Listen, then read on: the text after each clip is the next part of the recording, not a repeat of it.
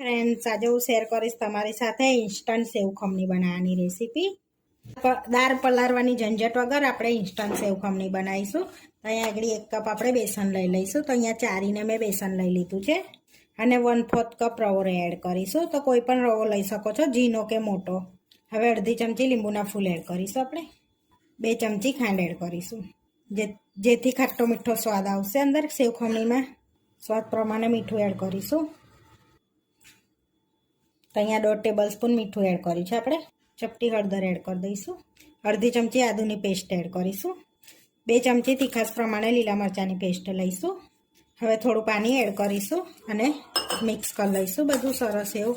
તો ગાંઠા વગરનું બેટર તૈયાર કરી લઈશું આપણે સરસ એવું. તો તમે લીંબુના ફૂલની જગ્યા પર લીંબુનો રસ પણ એડ કરી શકો છો અહીં આગળ. તો પહેલાં આપણે થોડુંક થીક રાખીશું, જેથી રવો ફૂલે તો અંદર પાણી એડ કરવાની આપણને ખબર પડશે. તો તમારા તીખાસ પ્રમાણે લીલા મરચાં એડ કરવાના. અહીંયા તીખા હતા એટલે મેં 1.5 ચમચી એડ કર્યા છે, 1.5 થી 2 ચમચી જેવું. હવે આ રીતનું આપણે બેટર તૈયાર કરી લીધું છે. હવે 10 થી 15 મિનિટ એને રેસ્ટ આપીશું, જેથી ખાંડ અંદર ઓગળી જશે અને રવો ફૂલી જશે અંદર એ રીતનું. સાથે આપણે ચટણીની રેસીપી પણ શેર કરીશું. તો હવે 10 મિનિટ રેસ્ટ આપીશું. 10 થી 15 મિનિટ થઈ ગયા છે. તો હવે આપણે જોઈ લઈશું, ચેક કરી લઈશું. તો મિક્સ કરી લઈશું. જોઈ શકો છો સરસ આમ થીક લાગે છે. હવે થોડુંક પાણી એડ કરીશું આપણે અંદર. 1 ચમચી તેલ એડ કરીશું. પહેલાં આપણે 1 ચમચી તેલ એડ કરવાથી આપણી સેવ ખમણી સરસ બનશે, આમ ખાવામાં સારી લાગશે, પોચી રહેશે. હવે થોડુંક પાણી એડ કરીશું અને માપનું બેટર કરી લઈશું આપણે આ રીતનું.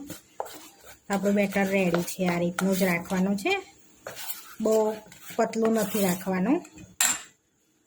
તો અહીંયા આપણું બેટર રેડી છે. હવે અહીંયા આગળ એક પ્લેટ લઈ લીધી છે અને પહેલાં તેલથી ગ્રીસ કરી લઈશું બધી બાજુ આ રીતે.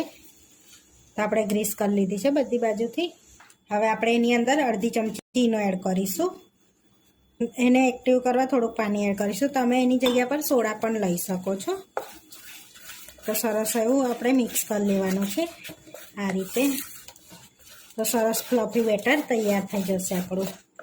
તો આપણું સરસ ફ્લફી બેટર તૈયાર થઈ ગયું છે. હવે પ્લેટને ગ્રીસ કરી હતી તેલથી, એની અંદર આપણે બધું બેટર એડ કરી દઈશું. હવે બધું બેટર એડ કરી દીધું છે અંદર. હવે સ્ટીમ કરી લઈશું આપણે. તો અહીંયા સ્ટીમ કરવા પહેલેથી ગરમ પાણી મૂકી દીધું છે. તો સરસ પાણી ગરમ થઈ ગયું છે. હવે આપણે પ્લેટ મૂકી દઈશું આ રીતે. હવે ઢાંકીને 20 મિનિટ એને આપણે સ્ટીમ કરી લઈશું. હવે 15 મિનિટ થઈ ગઈ છે. તો આપણે ચેક કરી લઈશું. તો આપણે ચપ્પુ એડ કરીને ચેક કરી લેવાનું છે. તો આપણું ચપ્પુ ક્લીન બહાર નીકળ્યું તો આપણી રેડી થઈ ગયું, સ્ટીમ થઈ ગયું છે. હવે આપણે બહાર કાઢી લઈશું. હવે બિલકુલ ઠંડુ કરી લઈશું. સરસ ઠંડુ થઈ ગયું છે. ઢોકળા સરસ ઠંડા થઈ ગયા છે. હવે ઢોકળાને આપણે ભૂકો કરી લઈશું. તો હાથથી જ ભૂકો કરી લેવાનો છે. તો સરસ આ જોઈ શકો છો, એકદમ આમ છૂટો છૂટો ભૂકો રેડી થઈ જશે આ રીતનો. તો હાથથી જ કરી લેવાનો છે આ રીતે બધો આપણે ભૂકો કરી લઈશું. જોઈ શકો છો છૂટી સેવ ખમણી રેડી થઈ ગઈ છે આ રીતની. જોઈ શકો છો એકદમ છૂટી છૂટી થઈ ગઈ છે. પહેલાં આપણે ખમણીને વઘારી લઈશું, પછી ચટણી બનાવીશું. આપણે ચટણીમાં એડ કરવા માટે ઢોકળાના 2 થી 3 ટુકડા રવા દીધા છે ચટણીમાં એડ કરવા. તો અહીંયા ખમણીને વઘારવા માટે આપણે પેનમાં તેલ લઈ લઈશું. જેવું આપણે તેલ લઈશું.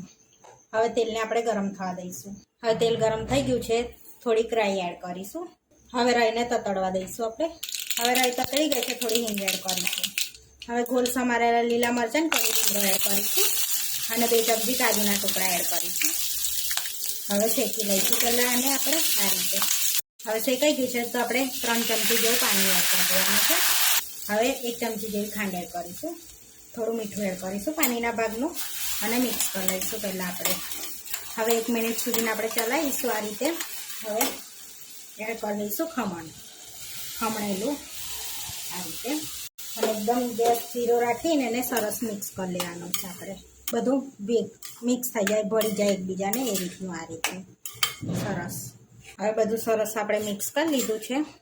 હવે ધાણા એડ કરીશું ઉપરથી આપણે 1 વાડકી જેટલા અને ફરી મિક્સ કરી લઈશું.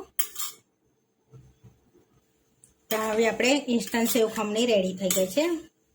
ખમણી રેડી. હવે આપણે ચટણી બનાવી લઈશું અને આપણે સાઈડમાં રાખીશું. હવે ચટણી બનાવ્યા 2 ઇંચ આદુનો ટુકડો લઈ લઈશું. તો અહીંયા તીખા લીલા મરચાં છે એટલે આપણે 2 નંગ જ લીધા છે. 1 વાડકી ધાણા એડ કરીશું. હવે અડધું લીંબુ એડ કરીશું આપણે અંદર. અડધું લીંબુ એડ કરી દીધું છે. સ્વાદ પ્રમાણે મીઠું એટલે અડધી ચમચી એડ કરીશું. ચટણીમાં થોડી હિંગ એડ કરીશું. 1 ચમચી ખાંડ એડ કરીશું. હવે થોડું પાણી એડ કરીને પહેલાં આને પીસી લઈશું આપણે. તો હવે જોઈ લઈશું પીસી લીધું છે તો આપણે સરસ પીસી લીધું છે. હવે ઢોકળા એડ કરી દઈશું. હવે એને મસળીને એડ કરી દેવાના છે આ રીતે. હવે ઢોકળા એડ કરી દીધા ફરી આપણે પીસી લઈશું. તો ફરી પીસી લીધી છે તો જોઈ શકો છો સરસ પીસાઈ ગઈ છે. તો હવે આપણે બાઉલમાં કાઢી લઈશું આ રીતના. તો આપણે આ રીતની થીક જ ચટણી રાખીશું. જેથી બજારની ચટણી આ રીતની થીક હોય છે. આપણે થીક જ રાખવાની છે. તમારે પતલી કરવી હોય તો પતલી કરી શકો છો. તો જોઈ શકો છો એકદમ બજાર જેવી આપણી ચટણી રેડી થઈ જશે. તમારે પતલી કરવી હોય તો પતલી કરી શકો છો, પણ આપણે થીક રાખીશું જેથી ખાવામાં મજા આવશે. તો હવે આપણે સર્વ કરી લઈશું સેવ ખમણીને. પ્લેટમાં આપણે ખમણી લઈ લઈશું. હવે આપણે ચટણી લઈ લઈશું. હવે ખમણી પર આપણે સેવ એડ કરીશું. થોડી દાડમ એડ કરીશું આપણે. હવે ધાણા ઉપર એડ કરીશું આપણે થોડાક. તો આપણી ઇન્સ્ટન્ટ સેવ ખમણી બનીને રેડી થઈ ગઈ છે. આવા વિડીયો જોવા માટે મારી ચેનલને સબસ્ક્રાઈબ કરો, લાઇક કરો અને શેર કરો. અને તમે જરૂરથી ટ્રાય કરો. ફરી મળીશું નવા વિડીયોમાં. કોમેન્ટ કરીને જરૂરથી જણાવજો કે તમને આ મારી રેસીપી કેવી લાગી.